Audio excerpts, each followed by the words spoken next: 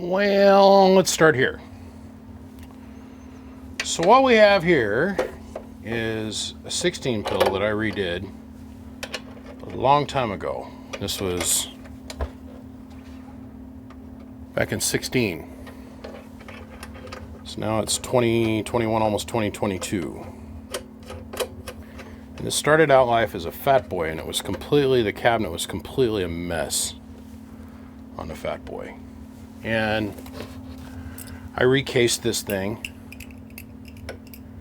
and did power wire upgrades to it and sent it on its way.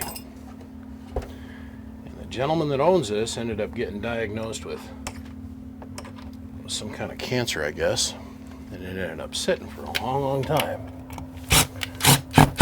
According to him, he just used it once or twice, and then the whole amp quit. I'm like, okay. I'd have to go back and look at this YouTube video, but I can't for the life of me see this going on. There's 4 different fans here.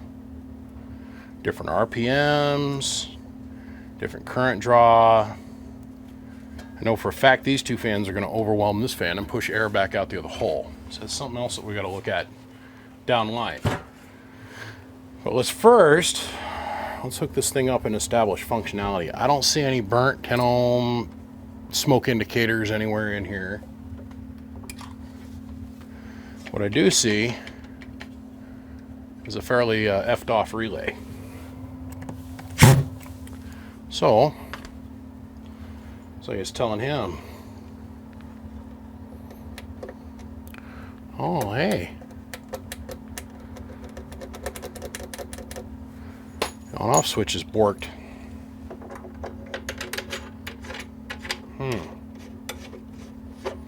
So you got 12 volts going into it.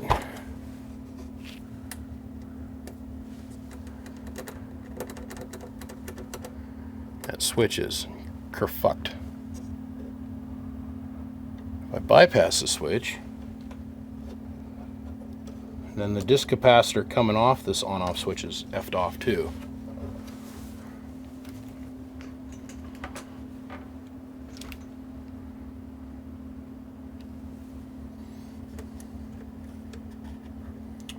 That little wire lead here is supposed to go into there. It is not doing it.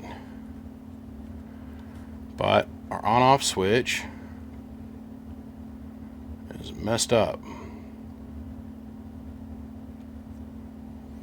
Now, this is going to be a 3-part series. There's quite a few of this guy's boxes I've got here. I got 3 of them, I do believe. So we're going to do this video, and then without even breaking down the workbench or doing anything else, we're going to do his other amp and then his other amp. So we're going to do 3 of them in a row for this guy and get him straight. So while we're waiting for the big iron to heat up, let's go over here and let's get him an on-off switch and get that installed real quick. I just went to disconnect the 12 volt, which is pinched in here with these little pressure clamps. And all of the leads for the power wire come out of the eyelet. Just slid out. So that makes me go,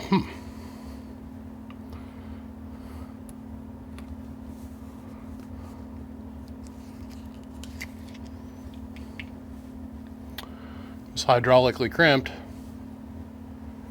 but obviously not well enough.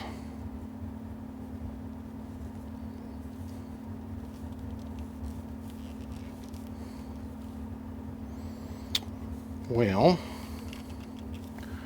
let's recrimp it and we're going to solder it. I'll let that cool down. I'll throw some heat shrink on this and we'll move on. New eyelet installed. Well, eyelet installed.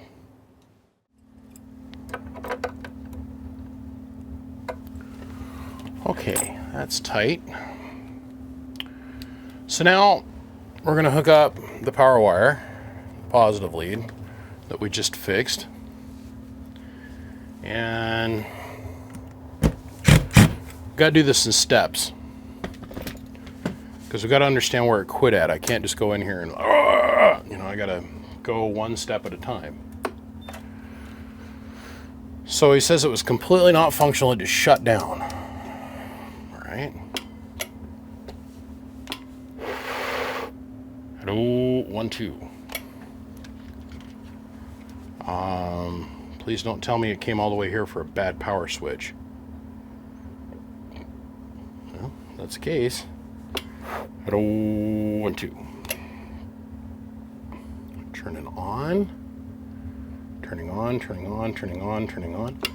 Hello, turning on, turning on, turning on, turning on, turning on. Hello, audio.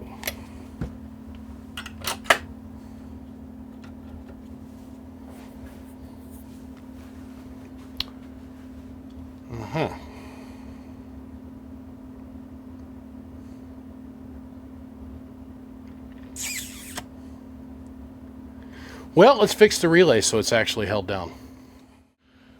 Oh man, I just shot the whole last 3 segments of this video with no lapel mic on. Yeah, I'm slipping in my old age, I'm here to tell you. It was actually on, it was just sitting on the other side of the room. So we put a new on-off switch in it. And as I was explaining to you that the old double-sided stick tape, there was a foam backer that sat between 2 layers of adhesive. It was white. It was like the stuff we used to be able to buy at Radio Shack in the 80s. Kind of a paper-based tape. There was foam and then paper in between. That's what was holding this relay down. And here we are 20 years after this thing's been built, and it came apart. We used double-sided stick tape called VHB, and that's Victor Henry Bravo. In some circles, it's called automotive tape. Okay, you use it to hold on door bumpers and all kinds of stuff in the car, right? In other circles, it's called servo tape because you can literally use it to hold your servo down in your RC car. In my world, it's called VHB. It's some pretty sticky shit. I mean, like, freaking relays in there now. This is all hooked back up. We have to ask ourselves a simple question. As we're sitting here doing this repair, I was talking this thought process through. You know, this switch was mechanically broken. Okay, so we have to ask ourselves, did it melt? Or did it just get mashed and the customer didn't catch it? Well, that led me to another interesting point of view. This bag of turds. Every single fan here is a different fan. This fan pulls 1.4 amps by itself. This one pulls 0.18 of an amp. This is a 24 volt fan that pulls 0.3 of an amp. And this is a 12 volt fan that pulls 0.16 of an amp. I give them credit because all the fans are pushing air in. We've got that going on for us.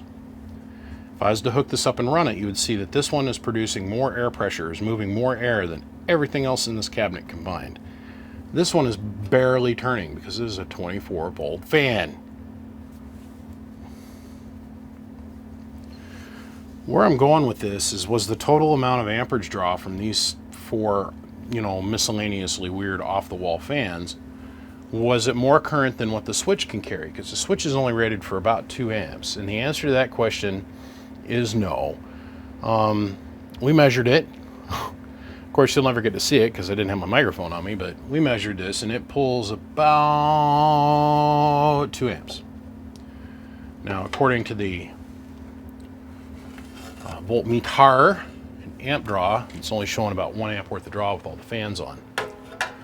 But at the end of the day, this is what we're all really here to see, is to find out why the amplifier cut out on him. I'm pretty sure the on-off switch went bad. So, turn the amp on. This is a 1,000 watt slug in peak, 1,000 in average, and a 5 watt bird slug in reverse back from the bird 10,000 watt dummy load. Hello, 1, 2, 1, 2, 1, 2. Power supply is set at 15.1 volts. Previous test it was set at 12. It was showing us roughly 350, 400 watts worth of peak power, right? Okay. Hello, 1, 2. Hello, 1, 2.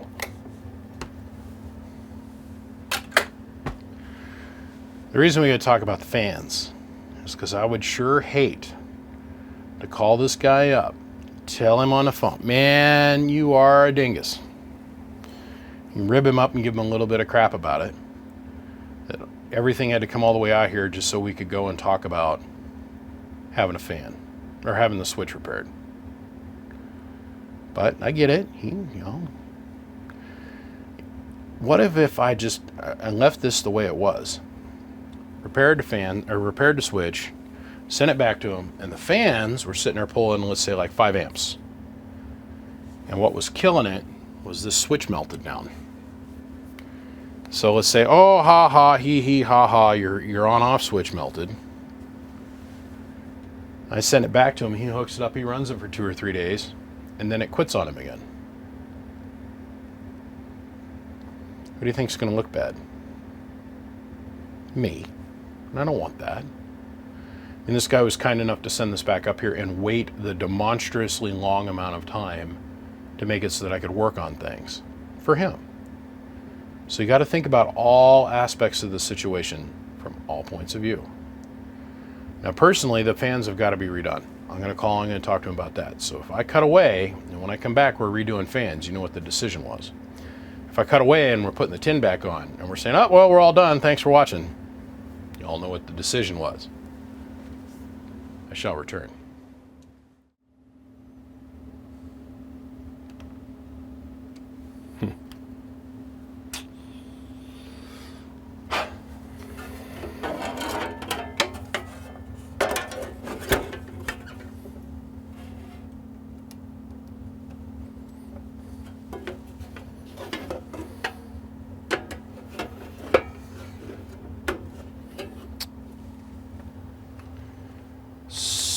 So,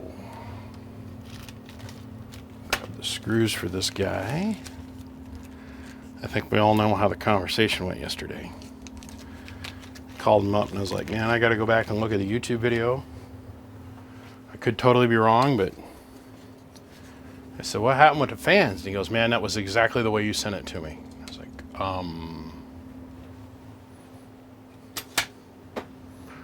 okay. I said, do we have it in the budget to maybe spend a little bit of money? He's like, yes, of course. I was like, okay. So, needless to say, the fan circuit's completely rebuilt, even though that's not what caused this thing to have a problem. I feel much better about it now, I'll say that much.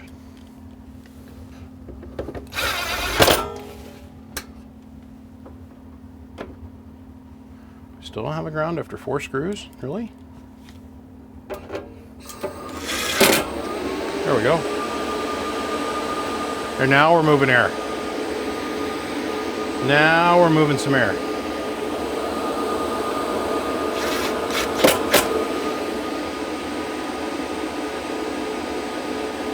Oh.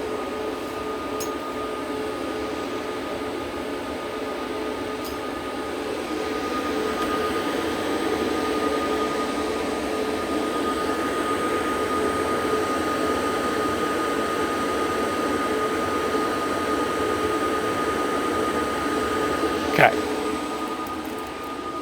In my opinion, it was the on-off switch that caused our problem.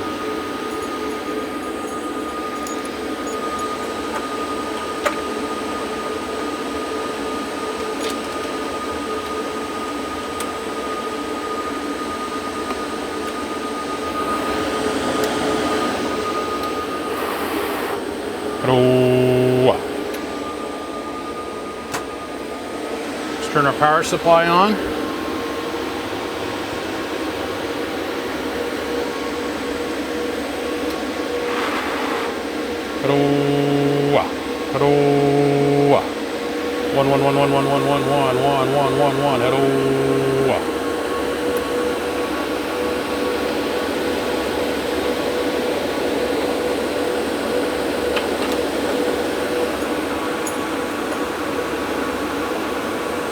Now let's hit it with a 490.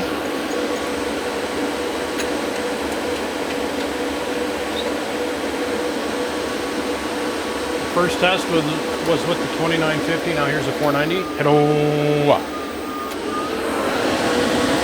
Go to 2x. Hello. Now down to 5x. Hello. Hello.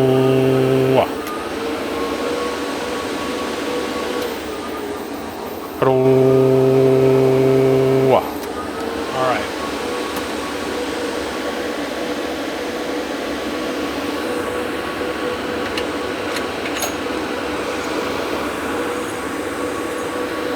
Let's hit it with a striker, 955.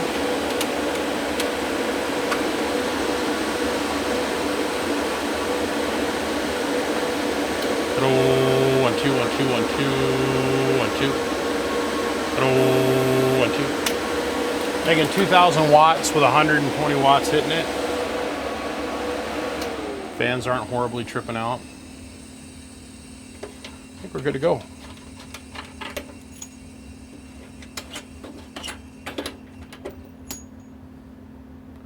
We're gonna call this one a win. Okay, on-off switch, no good. Get the rest of the screws in this thing and we're gonna set it aside. Let's move on to the next one. I feel like I'm drowning.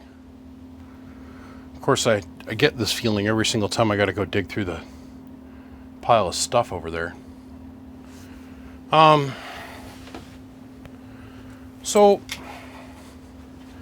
last year in September, I came out and I told everybody for like a year and a half that I would probably take on new work in September of last year. So September 1 rolls around and I come out here and I got myself worked into the position to where I only had about 20 or 30 amps left here, which felt really good. And what I should have done was not take on any new work last year in September. I should have given it a hot minute and gotten things reorganized a little bit differently out here. But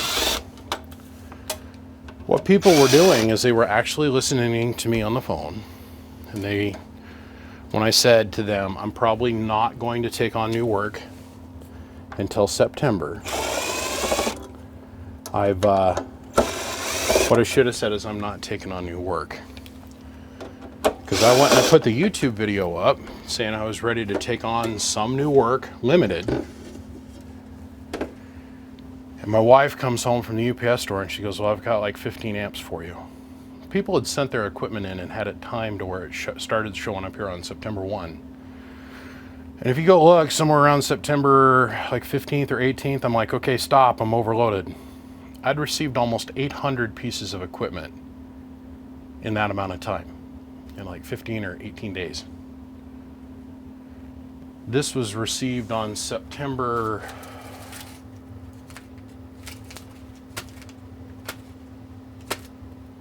16th. So the moral of the story is I've quite a few amplifiers still here. I've got at least 300 or 400 pieces of other people's equipment here that I can't even get to because so much stuff showed up here so fast.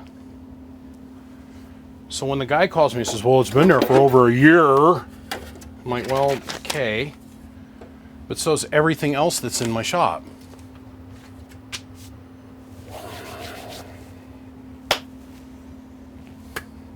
Is what it is.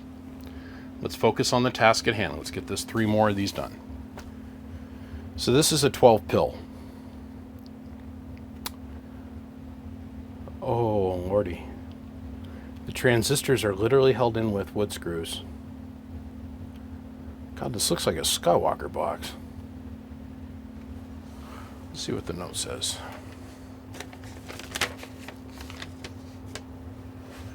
BBI bought this box years ago. Used it, put it on the shelf, decided to hook it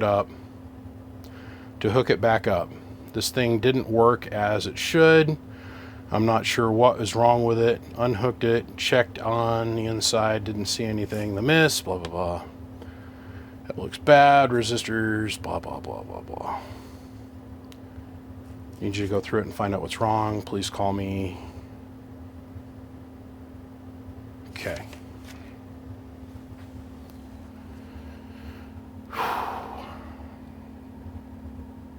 Well, this isn't right, I can tell you that. This isn't right, I can tell you that as well. All these little tiny mini doorknobs, those are cute. Pull the solder flick out of here. Yeah.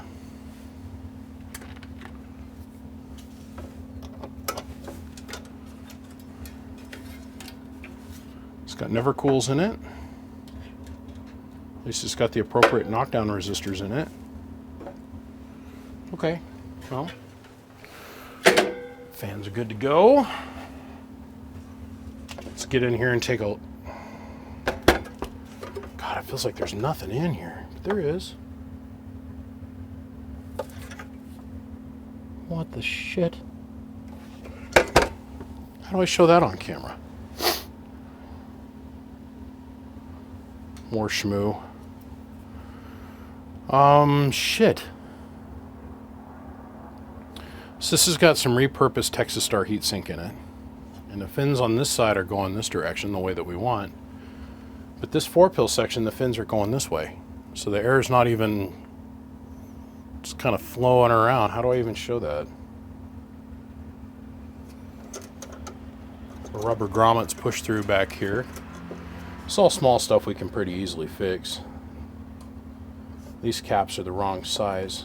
These will break down. But the shocking part is this.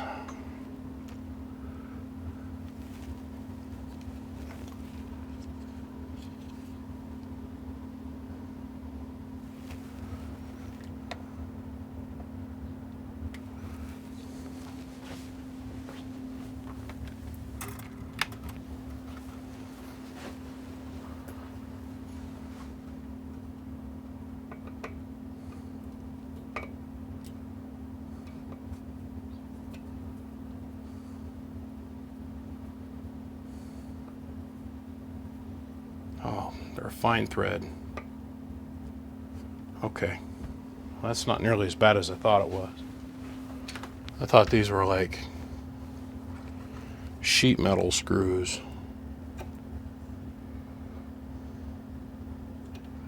Just tapered. Man, real Toshibas and everything. See if they pull down tight.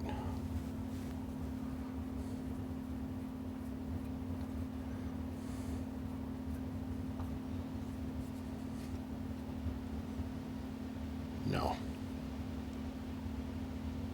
I could pull that right through the threads. They don't even pull down tight.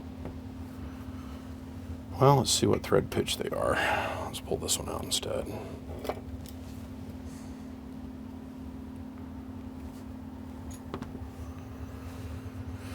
Oh. These are 440s? What are these?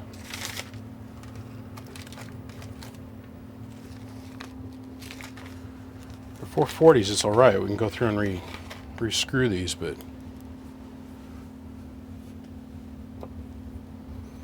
oh yeah, much tighter.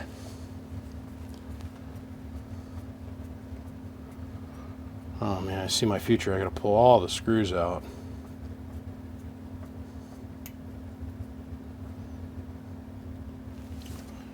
So what we did here is we... Come on, camera. Put a brand new screw in it. Here, I'll repeat this process. I'll do it over here on this one, so you guys can see what I'm doing. Pull this little tapered, entirely too short 440 tapered screw out, and then we'll get a legit 440 transistor screw.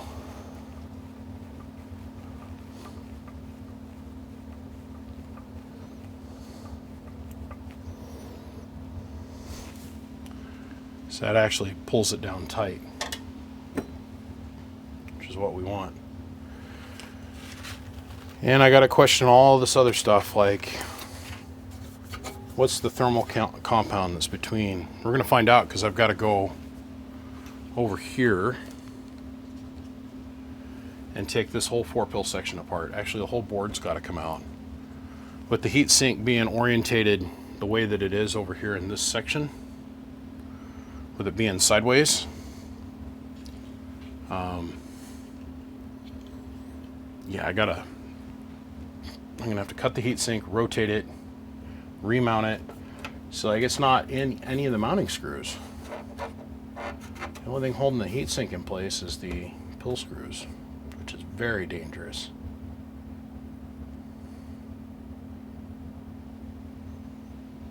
Wowzers. All of these got to get replaced. All these output capacitors. Nowhere big enough to handle this. They're 1,000 puff at 500 volt. And that's nowhere near big enough. Let's say I send this off to a guy and I've given the okay on it, right? I give my blessing. It's okay. Send it off to a guy. It's got my sticker on the front of it. And he starts to run it real hard. And one of these caps fail. Then it goes off to another shop to get repaired. And the other shops come, wait a minute. Yeah, this isn't right for sure. It's not enough inductor length. These are doorknobs inside of heat shrink. This is cute though. It's really cute. Okay, first thing I'm going to do is I'm going to rebalance my camera on my tripod. Because as you can tell, no, my hands aren't moving. That's the camera slowly tilting down. We're going to fix that, and I got to call the customer and tell him that we basically got to take the whole amplifier apart. I'm really curious to see what kind of thermal compounds underneath these transistors. Down you go! Down you go! See here, check it out. Put my finger right at the edge of frame. Okay. Hey, it's a nightmare. I wouldn't expect anything less. What's going on over here with this? Like here, let's zoom over here and let's look at this. What's this horse shit all about? No, I'm not talking about the stupid blue zip tie. It's like this amp has been repurposed a couple times. What you think? Well, he says rebuild it. And I said, okay. So, where we're going to start is we're going to pull all these power wires out. I didn't show this in the first segment, but there's like holes literally flipping drilled in the board down here. It brings me to the conclusion that I might need to replace this distribution board. Obviously we're going to need to block off the pill holes over here. We're going to basically strip this whole thing down and start over. It's just easier to pull the power wires out, disconnect the coax connections, pull the remote out, disconnect these two wires that run the on-off switch, and then the key up indicator light. That's what this is. That's what this wire is. This relay is also too small by a lot. So all of this needs to be rebuilt. All of this needs to be rebuilt. You hear it when I'm going? So I'm going to pull out of this for a few minutes via camera is what I mean. I'm going to pull these power wires out. I'm going to disconnect a bunch of stuff, and when we come back we're going to be pulling the board out of this thing. I've got to get going on this. I can't sit here and meticulously show each step, but I'm going to show enough of it to get the point across. So away I go. Okay, so over here we got the bone pile of everything I pulled out of it so far. Power wires, ground strap, chokes,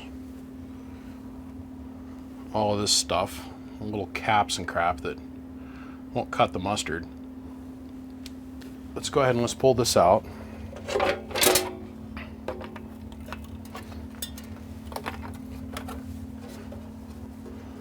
I gotta beat this corner back out. This is all bent in, and the cabinet is just full of shit. So we'll come back to that in a minute. For right now, the main reason that we're taking this all the way down is because of this. Ready? You'll understand what I was talking about just a few minutes ago. Right now.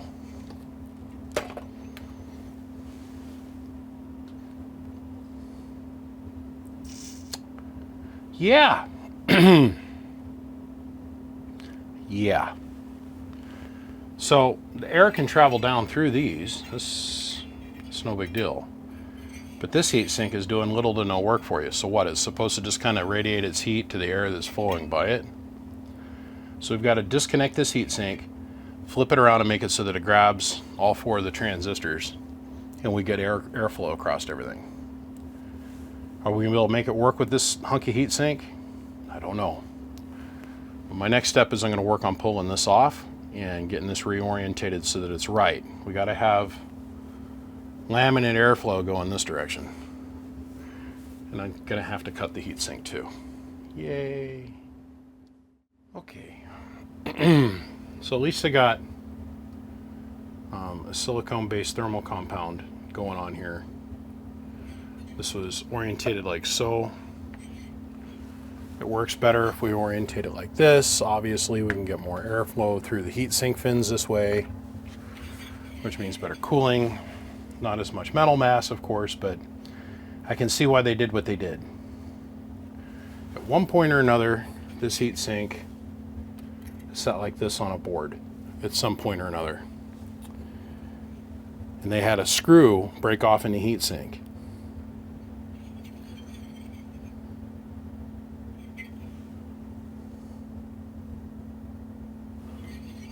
Look at the heatsink bed that it was working with, though. This is priceless. I'll grab some cleaner.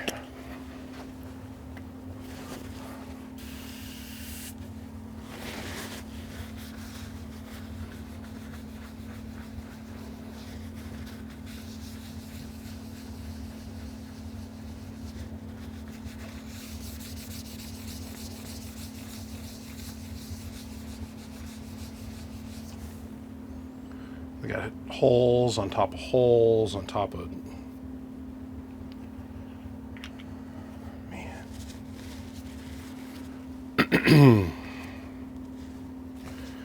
So the other thing happening these days is this weird phenomenon of lack of parts, okay? And right now there's a giant heatsink shortage going on. So I took all of my scrap pieces here last week. What I mean by scrap is I've been over the years, if an amp came in that was completely junked out, I'd pull the heat sink off, throw the board away, save all the parts off of it. Okay. Well, I took my extra heat sink that I had and I sent it all off to, well, the guy that we get everything from, so that he could continue making amps. There's just no way right now, with the shortage of stuff that's going on, to where if we weren't doing those kind of things to help each other out, none of us would be making anything right now. Normally I go over to the bone pile, I pull a scrap piece of heatsink out, and I would just chuck that thing up and cut it real quick, but we're gonna make this work. We're gonna make this work. So give me a couple hot minutes, we're gonna cut the heatsink down, we're gonna clean this all up, get it all marked, measured, go ahead and get it all lined out so I can put the transistors in here. And we're going to drill some fresh new holes into this waffle pattern. And we're going to try and make it so that none of the holes overlap anything else, so we can have good, clean, smooth contact with the heatsink for the transistors. So, yay, here we go. Looks like Swiss cheese, don't it? Well, after sanding back, I want to say this is anodized coating, but when you get down through it, it's white, and then doesn't matter. After sanding that back, let me help you see the path that we're going to take here.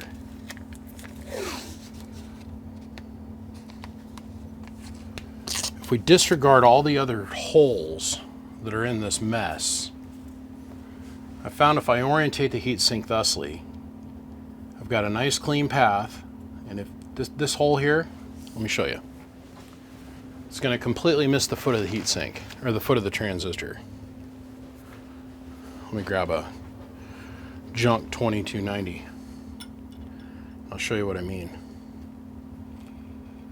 Doesn't even make contact with the foot. It's close, but it's not underneath the foot. See what I'm saying? We're going to just miss it. So now we got a nice solid clean bed for the transistor to mount to.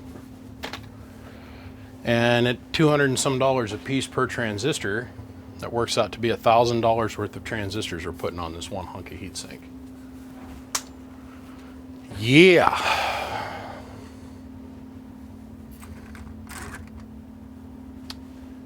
Yeah.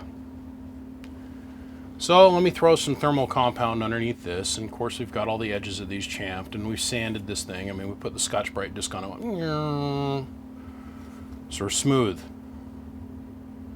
really smooth, and we're clean. So transistors can sit perfectly flat on the heatsink and get the most heatsink contact that they can get for the best amount of heating, dissipation, and cooling. Get the most heat transferred to the heatsink that we can possibly get. All right, let me grab the giant tub of white man stank here.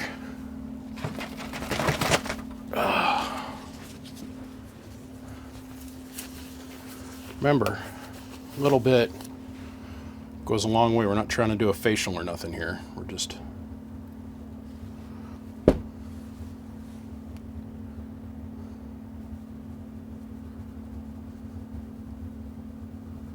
little bit goes a long ways.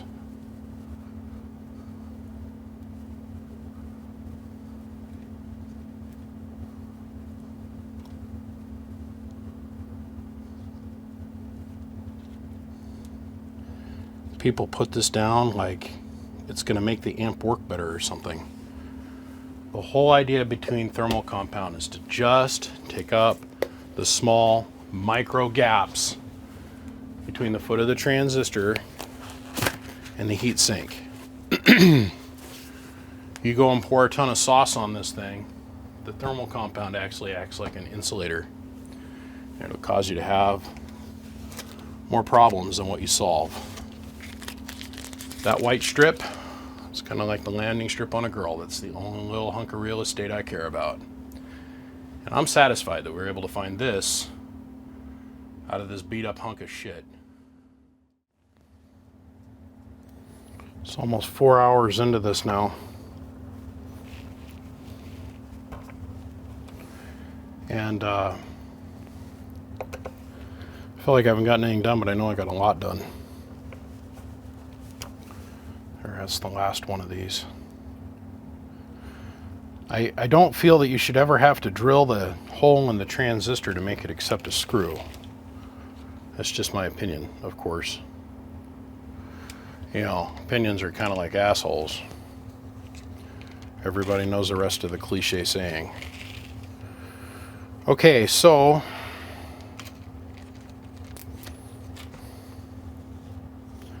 we changed out all the hardware on the board, all of it.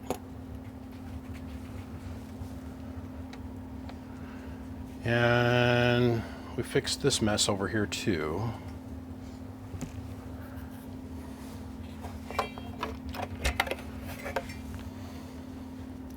Now air can move through and not just by through the heatsink. I guess while I'm over here, I could probably do something with these transistor holes.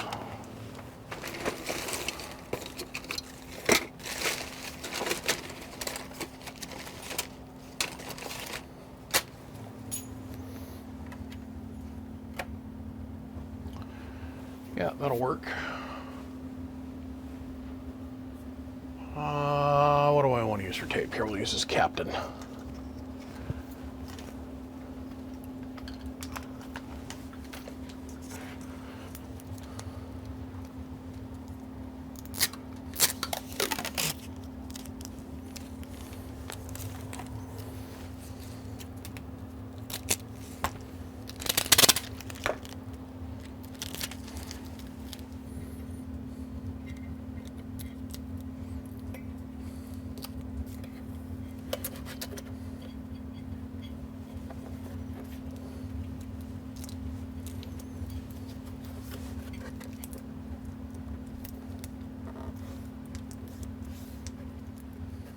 I don't like that. We're going to do something else too.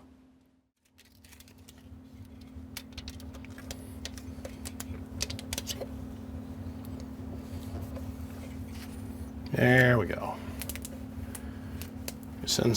We can send craft to other planets with that capped on tape. But if I was to trust reliably on that, I'd probably get to the very end of the video and then all of a sudden the tape would fall off.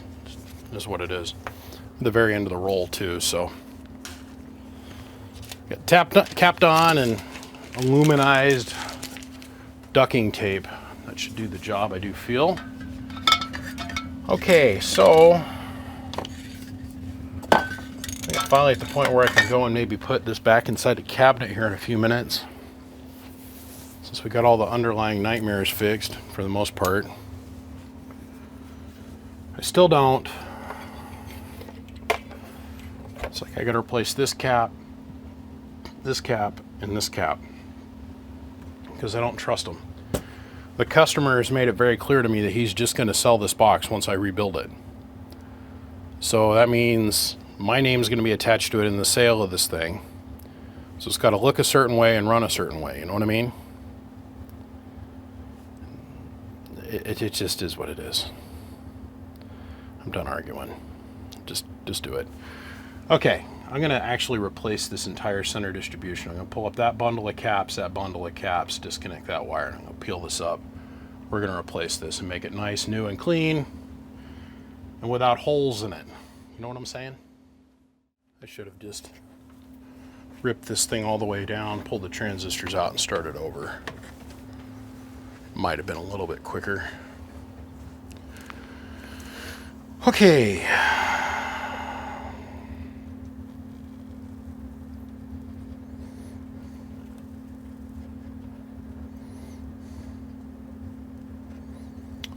Pulled all the 150 puff caps out of this thing.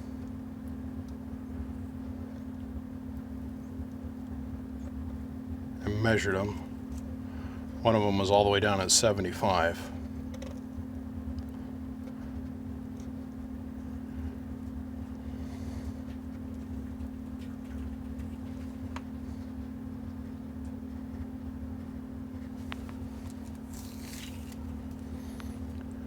But it's nice to be putting new parts in here versus pulling shit out of it, so. Then I'll make up 3 new metal clad 150s and stick them in here.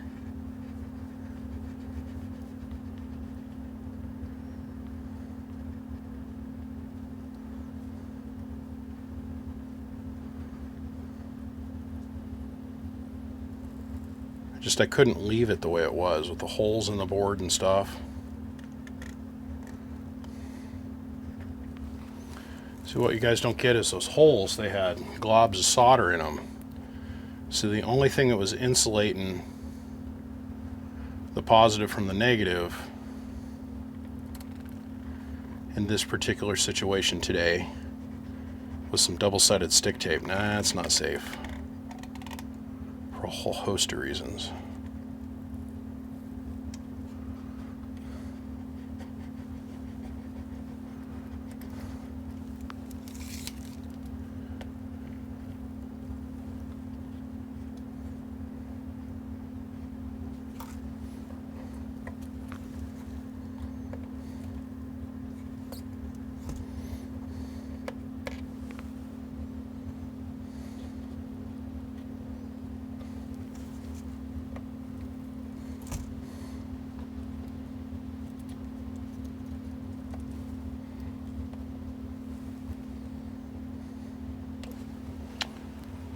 Okay.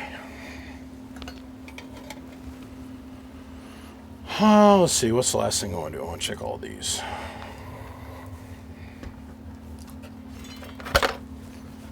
These are all the 1000 puffers off of each one of the output transformers.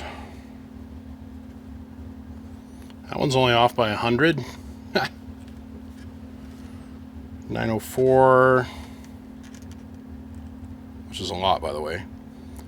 That one's off by 23. It's enough to cause a serious imbalance right there. Well, those two would have worked together.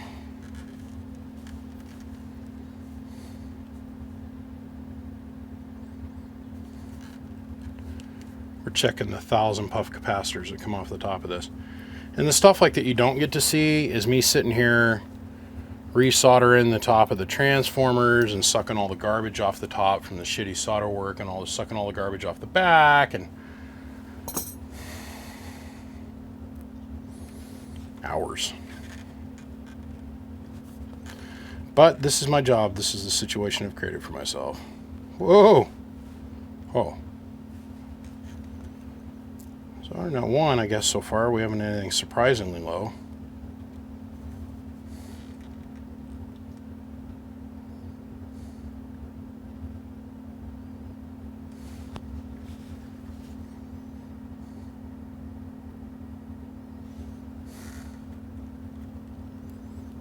Other than this one that is completely left off. You gonna give us a reading? Yay! You're gonna give us a reading. Okay.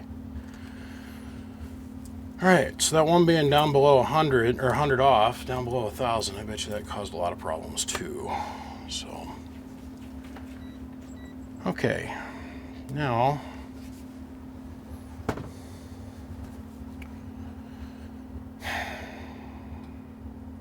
bag of dicks. Let's start putting it back together. Well, it's 1:22 in the morning here, gentlemen, and we are moving right along. That doesn't look too glued down to me. I don't know about you guys. That looks kind of pathetic. I got to re-glue that.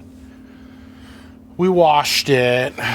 We gave it a bathy. We took all the dirty flux off of it. We put the brand new power distribution board in it. We've got all brand new metal clad caps and all the output positions.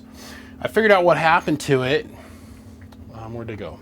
They're here. I got in my hand is the mystery of what caused it to go bad.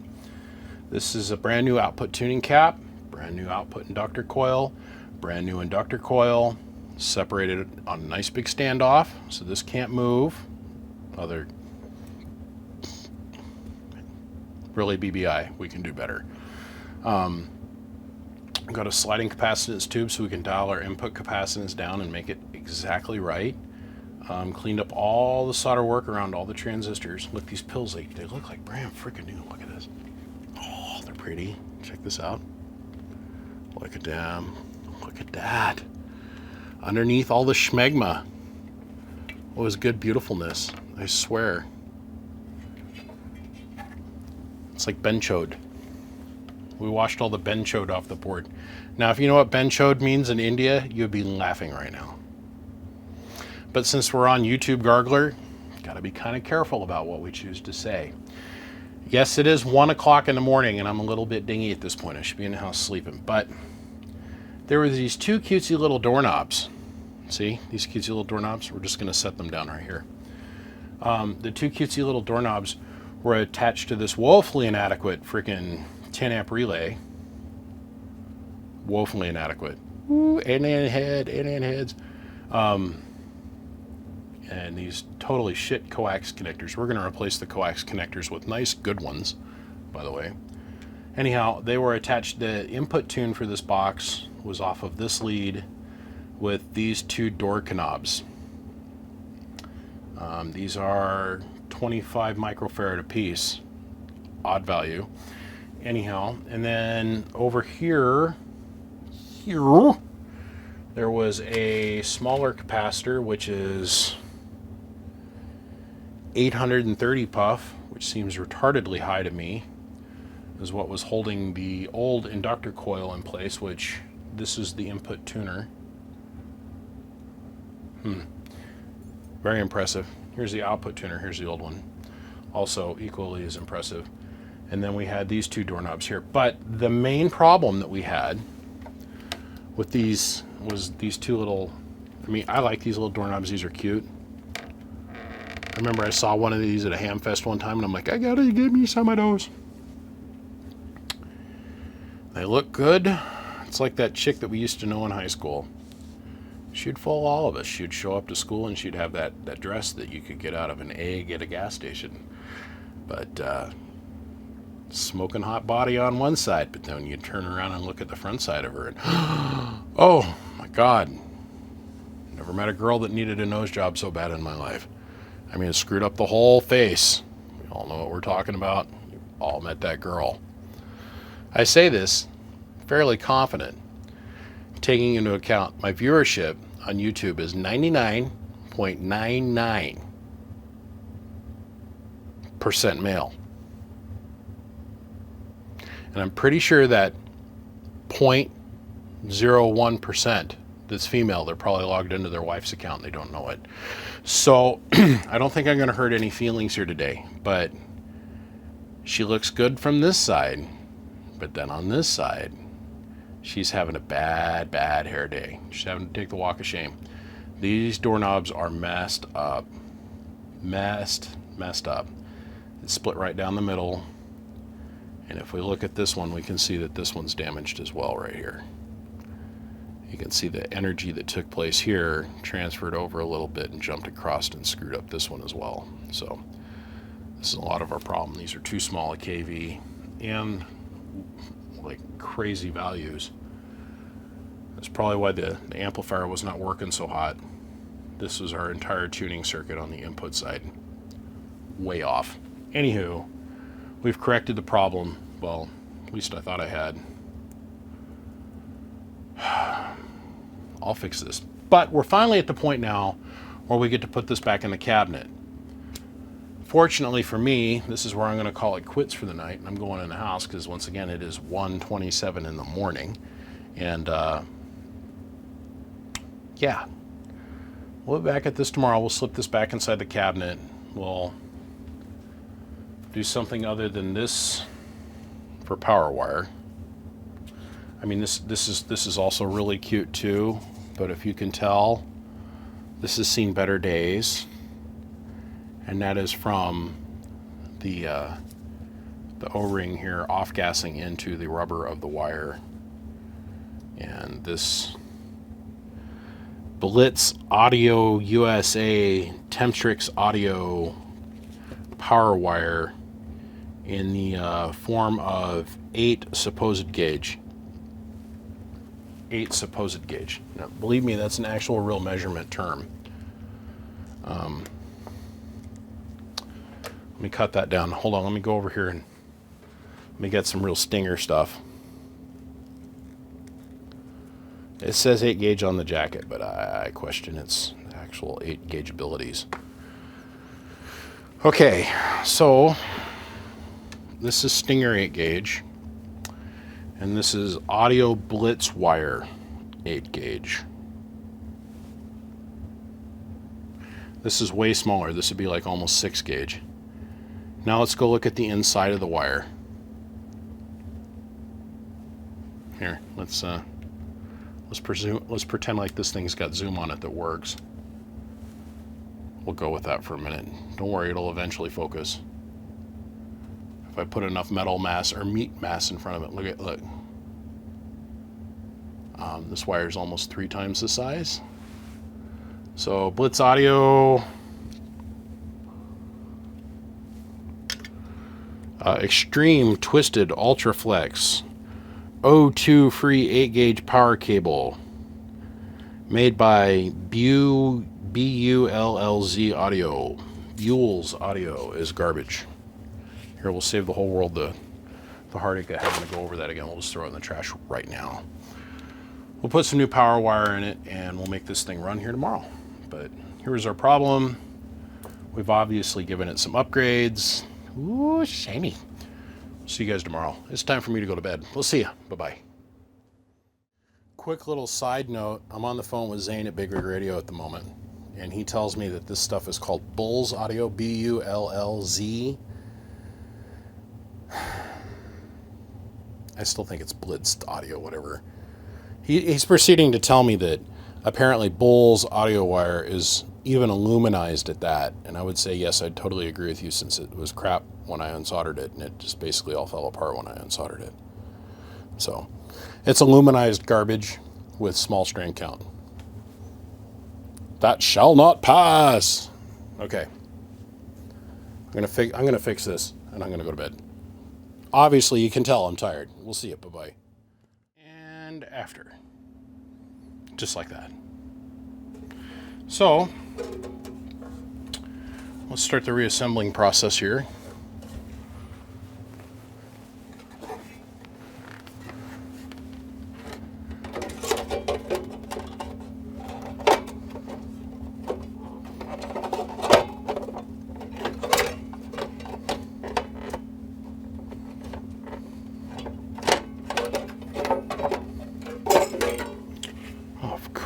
course.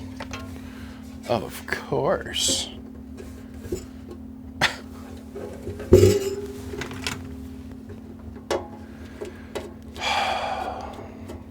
Wrong screw. Wrong screw, wrong screw length, and it's flat blade. Typical. So far on this project, all this hardware has been wrong. Just flat out wrong. Oh. It is what it is, guys. Just got to adapt and overcome, adapt and overcome. Babies! Sorry. You're all right. You leaving me? Yep. All right. Bye. Love you. Say hi, everybody. Hi, guys. See you after a little bit, babe. Okay, bye. Bye.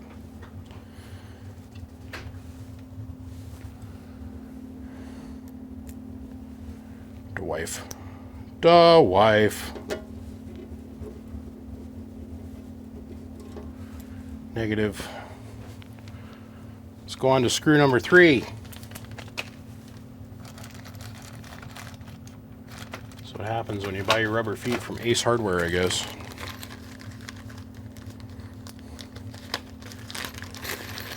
Everything wants to fight today. Everything. Everything wants to fight me today.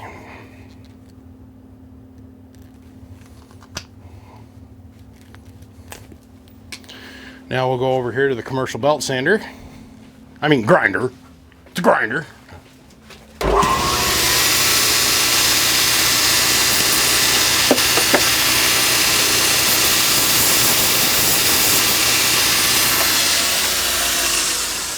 I had an interesting phone call from an engineer at Maycom today. I think he's going to be a good friend. He's a neat guy, really smart. Really smart.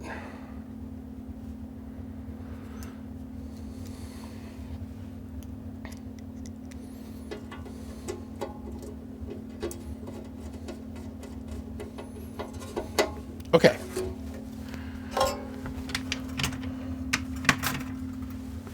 Okay. You guys bored yet? I'm bored and I'm doing it. Slide this down in here. Oh yeah, all the holes line up nice and neat now. Cool. We'll slide this forward. Let's get the cabinet populated. This is my most favorite portion of the build. Every build.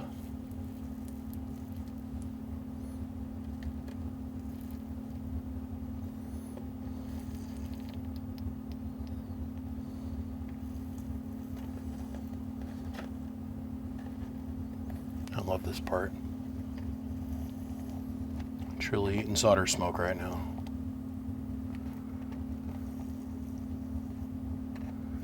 Love it.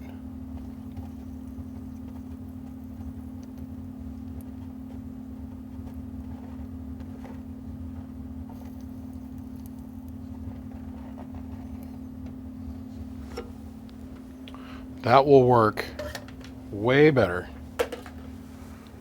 than this little doojiggy, higgy-majiggy that was in here. Which is just nothing more. This is braid off a piece of coax. But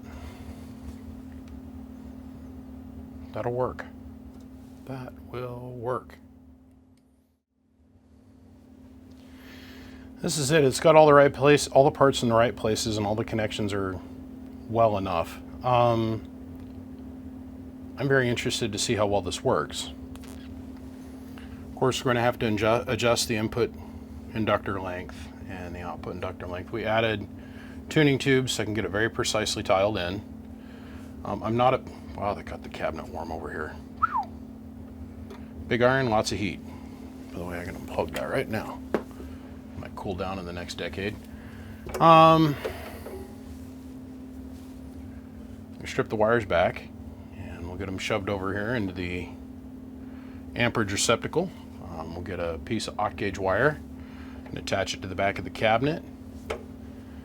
And since I'm at it,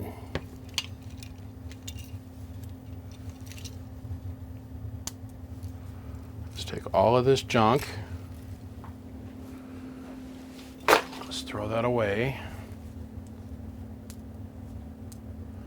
We'll retest and recertify these caps later.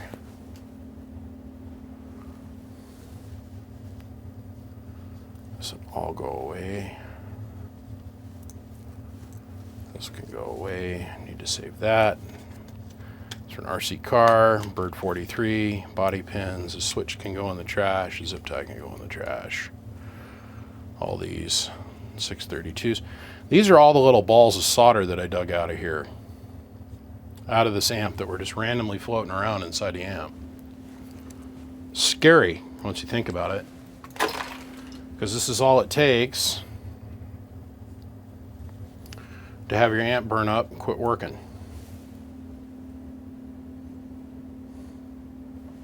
So, okay, let's get this stripped down. I want to see how this works. Real quick, let me show you what this looks like on the Spectrum or network analyzer. This is our pass-through tune.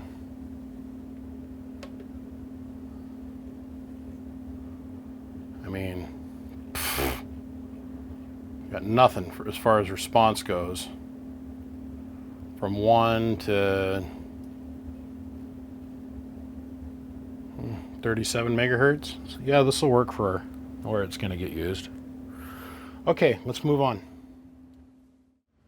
So put a label on it, because that's what it is a 12 pill.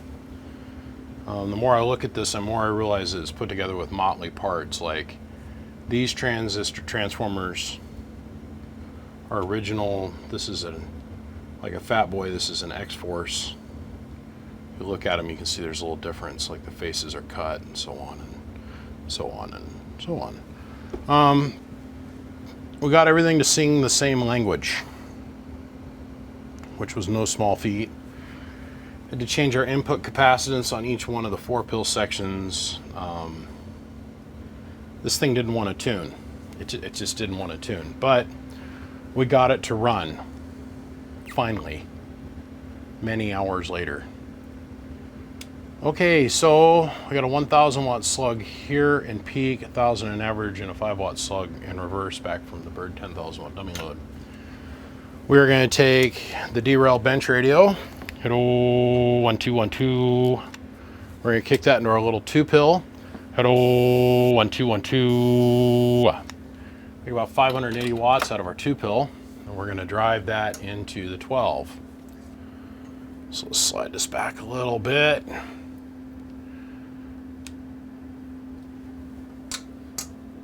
There we go. On. This is a super bright LED. Don't ask me what its deal is, I don't know. But, hello. Did you catch that?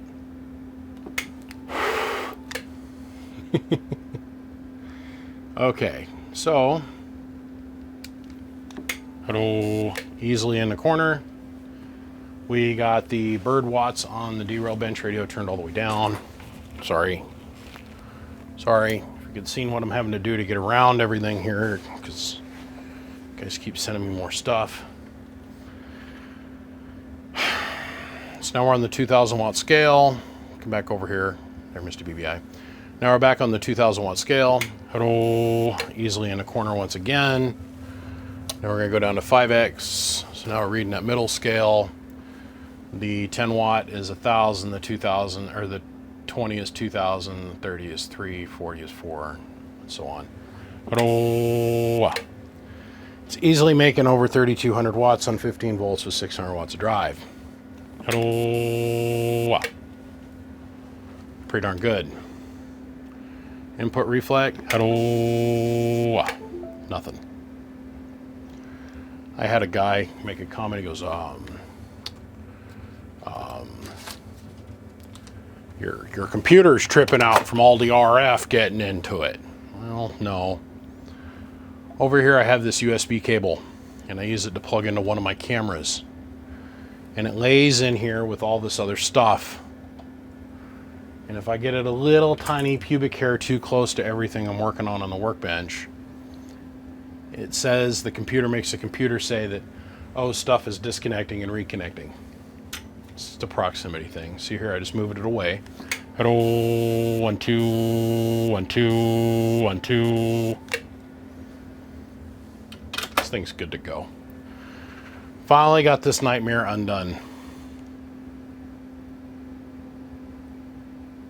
I just don't get that on-off light, how that works.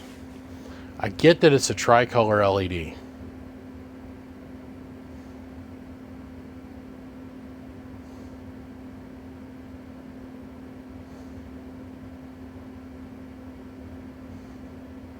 What color is it going to be next? There's red again.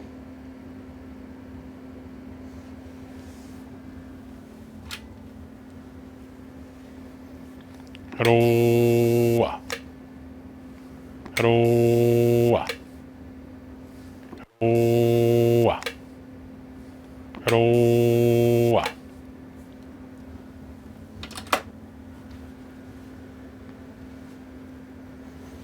Is it going to come up as green this time? Hello. There's blue. Hello. Back up as red. I don't know. I'm leaving it because I think it's unique. It's a transmit indicate light, and that's the on-off light, which does indicate red when you turn it on initially. Each section, we know we need to get about 1,000 watts out of it. We're getting about 1,100 or like 1,050 out of each of it. Remember, we're just hitting it with a straight 2-pill with a 100-watt radio hitting it. So in theory, it could do more, but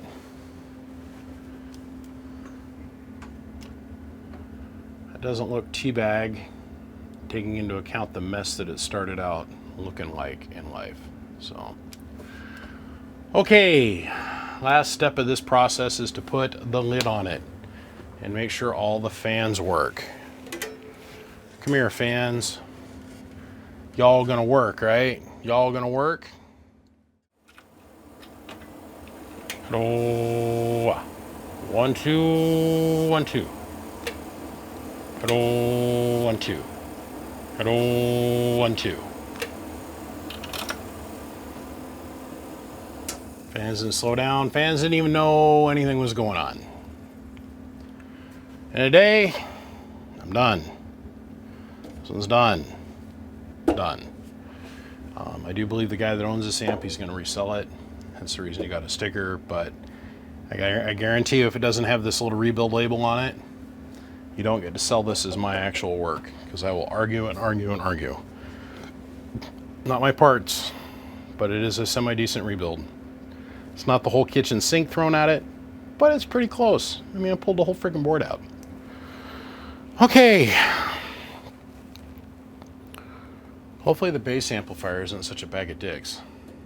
Moving on. We got a broken fan and a broken fan. Questionable and questionable, and the guts of each one of these fans is, I think, laying inside. So, you can see one of them laying inside. It's down in there, brothers. Well, I gotta tell you, we're getting ready to walk on sacred ground here.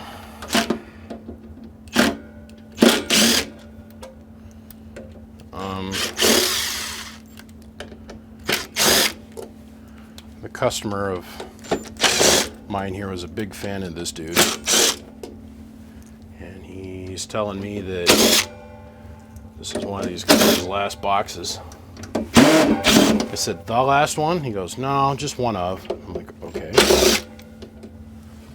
So, I don't know. I'm just going off what the customer says. Now, I'm sure there's a guy out there that has got the ass kicker, all-knowing, all-seeing rule book. And he's going to come along, well, that's not true. Guys, relax. It's radio. It's just radio. Just relax.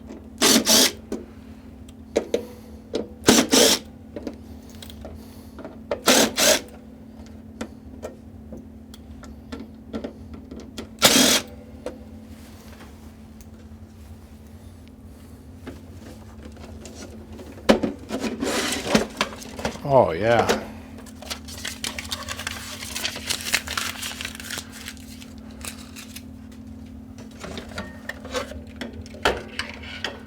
Oh, it just never cools.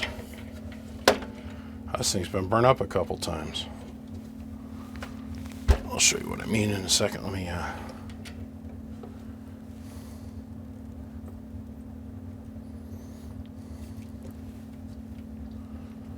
show you what we got going on here. Fans are no big deal. I'm sure I could find me some never cools around here someplace.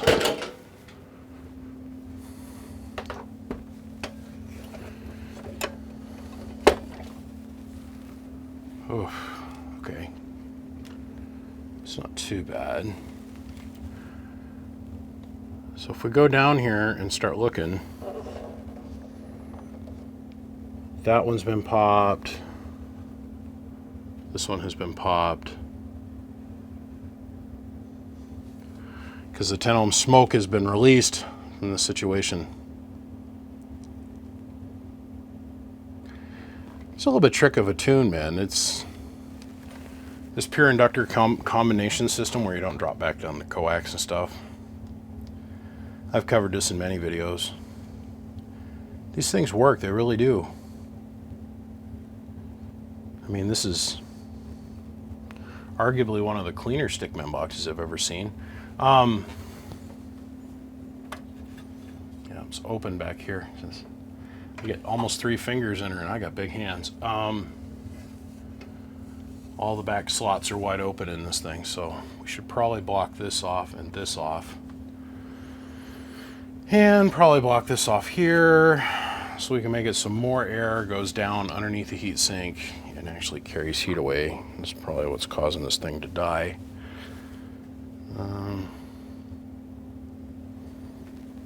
Let's see, what do we got going on here? Preamp. So, oh, it's got a sideband delay. This does not have sideband in it. So, at least it's got the right number of power supplies in it. Make sure all of these work. So, and probably want to reinforce those a little bit.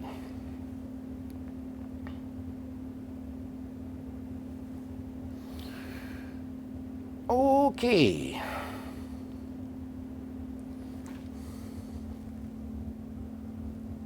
Part of me wants to plug it in and try it. Let's see what we got going on. Okie dokie. 2 new fans installed.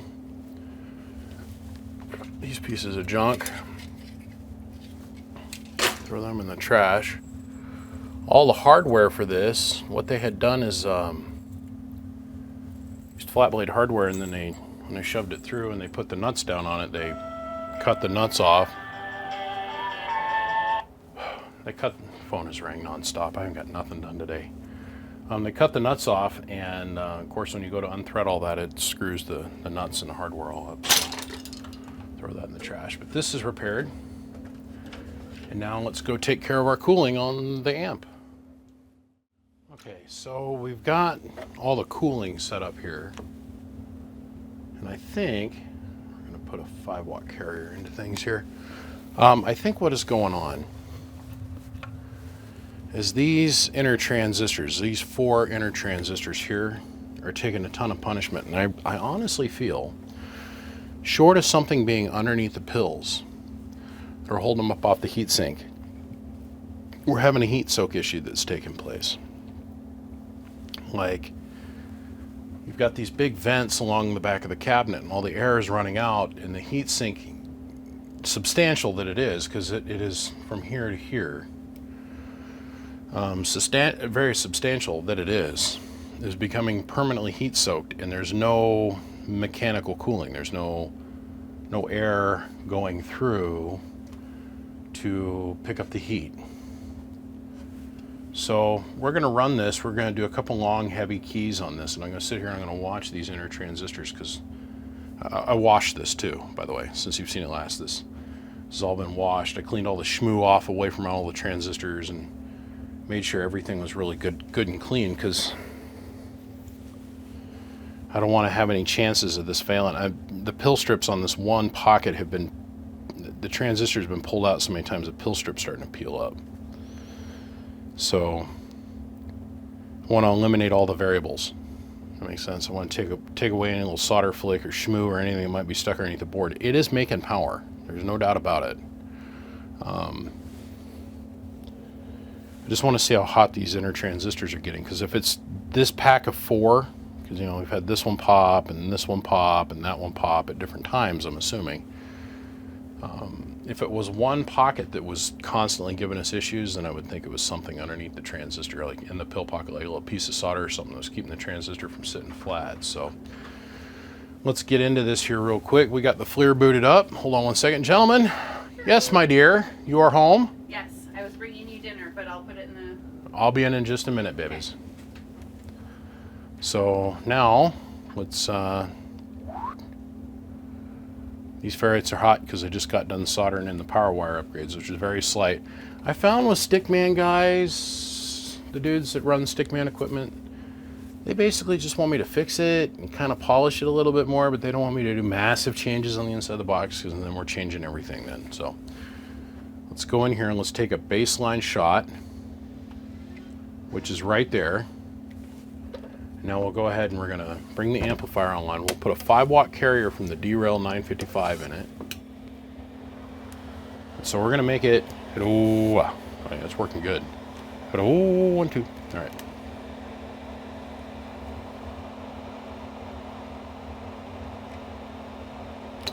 Take another picture of it.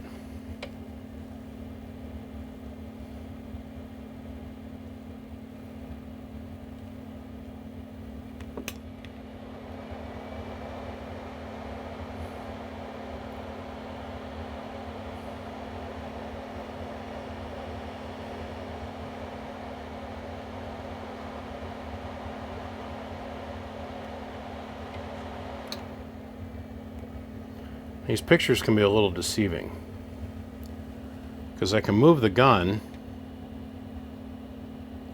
and it'll show the same transistor that visually looked hot. When I measure it with the infrared thermometer, it's going to show me a little difference. So like from this point of view, it's saying that this transistor is hotter than a frig and this one's cool. So we're seeing an 85-degree temperature and a lid temperature of 89, 85 on this one and an 89. So we're only talking a couple degrees of temperature difference.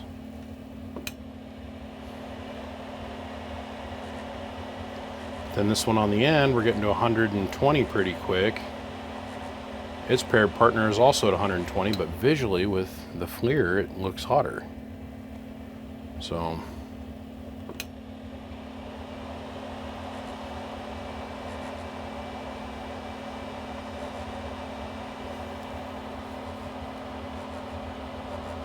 take another picture and we'll throw it in there. Oh. Okay, so I've got the combiner's nice and cool. Nothing over here is getting overly hot. Input splinter's ice cold. All of our caps are cold. Connection inside the relay is a little warm. The motor inside the relay is a little warm.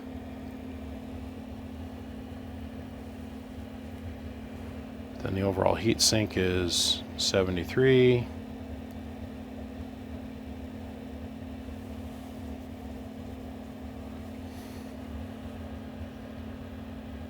What we're doing is a test here. Check this out. Okay, that picture there, we've been off the key now, so everything's had a chance to, what I consider, to normalize. The heat inside of all the transistors has had a chance to wick away.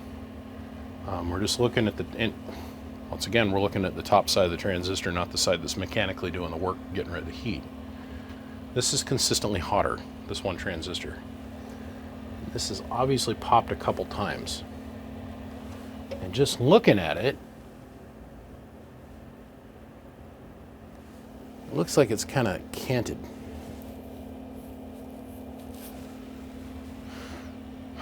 That resistor's obviously gotten hot at some point or another, but that doesn't, because this discolor doesn't necessarily mean it's out of tolerance, although it usually is, but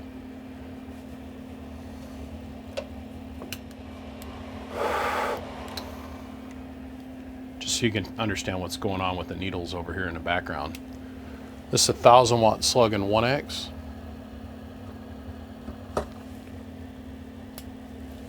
Anytime camera. There we go. 1000 watt slug in 1X, 1000 in average, and then a 5 watt slug in reverse back to the bird, 10,000 watt dummy load. The derail radio is on 12.6 volts, at 012. So we're only hitting this with about 80 watts, 90 watts of power. Well, we're pegging that in a corner. So let's go up to 2X. I'm making 1400 watts with only 80 watts, 90 watts of drive. It's working pretty good.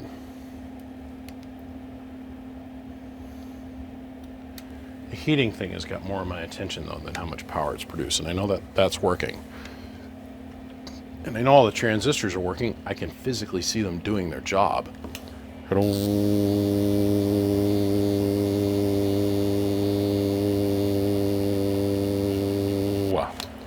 Took a picture there because I want you to see.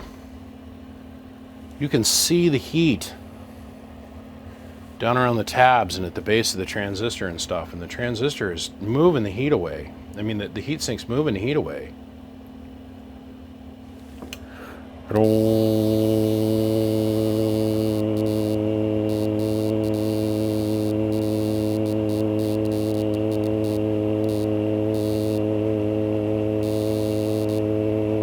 2.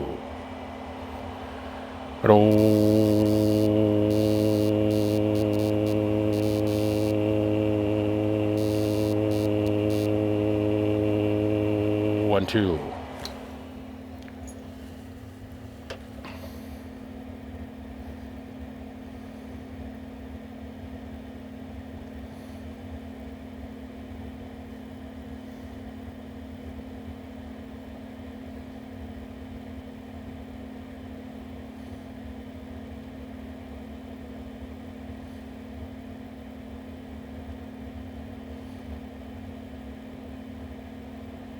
I don't know. It seems to be cooling down and holding the same amount of temperature as all the other parts around it.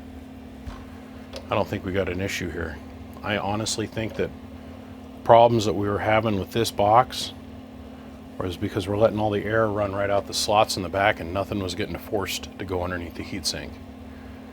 So, and you know, people say, well, you got to let the air out for the power supplies. There's a lot of air swirling around inside of here. The fan's running, right? It's going to attribute maybe a degree, maybe 2 degrees worth of temperature rise inside the cabinet. I want as much air to go through that heatsink as I possibly can get. I mean, if we wanted to, I've done it in the past, or we build a wall that goes down between the two and we turn it into 2 separate air chambers, one's for the power supply, the other one's for the amp board, the PA section.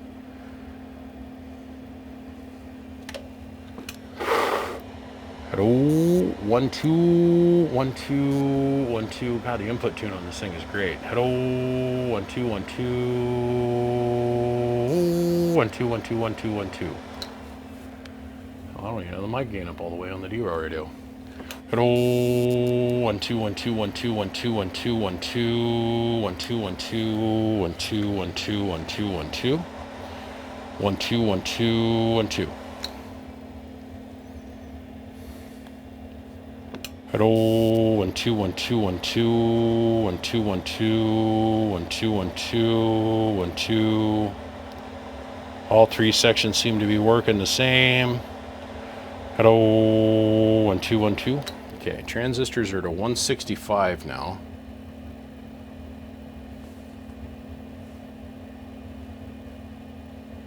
As soon as I can key, drop 20 degrees in temperature.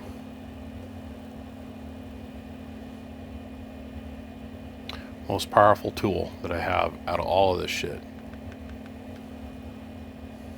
There ain't no hiding from this. The combiners are all the same temperature.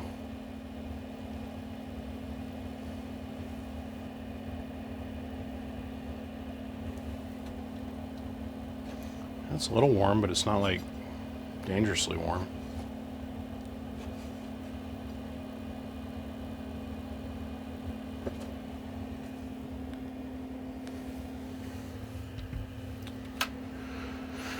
I'm going to call and verify with the customer exactly what was going on with this amp. Okay, preamp, sideband delay. Hello, audio, 1 2. Hello, 1 2 1 2 1 2. About 16 and some change, and it's happy. Very happy. Well, let's go. Come on, chair, get out of my way. Here we go. Let's go over here and get one of these off the pile. The pile. Well, I'm just winning today. I'm knocking stuff over. I am done here. Now, all that being said, customer is happy. He's tickled. He's excited. He's peaceful. Then we have this we get to talk about again. This girl that won't go away. The customer would like me to sell this for him for somewhere between $2,400 and $2,600. So we're asking $26,000 for this thing, but we're open to offers. Okay. At $26,000 we pay shipping. That's it. End of conversation. It's a good box. It's got more than enough money in the transistors alone to make it worth that price. I feel fairly confident we'll be able to get rid of it for that.